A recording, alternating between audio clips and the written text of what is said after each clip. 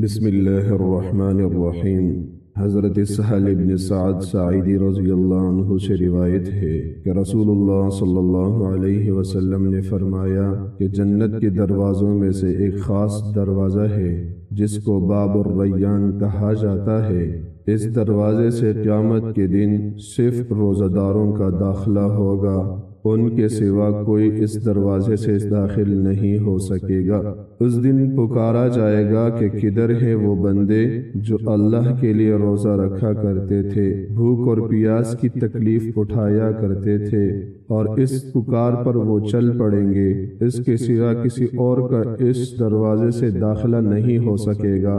جب وہ روزہ دار اس دروازے سے جنت میں پہنچ جائے گا تو یہ دروازہ بند کر دیا جائے گا، پھر کسی کا اس سے داخلہ نہیں ہو سکے گا۔ صحیح بخاری اور صحیح مسلم کی روایت ہے۔ روزے میں جس تکلیف کا احساس سب سے زیادہ ہوتا ہے، جو روزہ دار کی سب سے بڑی قربانی ہے، وہ اس کا پیاسا رہنا ہے۔ اس لیے اس کو جو صلہ اور انعام دیا جائے گا، اس میں سب سے زیادہ نمایاں اور غالب پہلو وہ سیرابی کا ہونا چاہیے۔ اسی مناسبت سے جنت میں روزہ داروں کے داخلے کے لیے جو مخصوص دروازہ مقرر کیا گیا ہے، اسی کی خاطر صفت سیرابی و شادابی ہے۔ ریان کے لغوی معنی ہے پورا سیراب، اور یہ بھرپور سیرابی تو اس دروازے کی صفت ہے جس دروازے سے روزہ داروں کا داخلہ ہوگا۔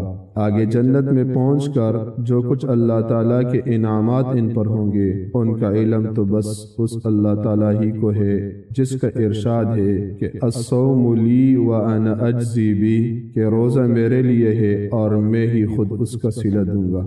بندے کا روزہ بس میرے لیے ہے اور میں خود ہی اس کا صلہ دوں گا۔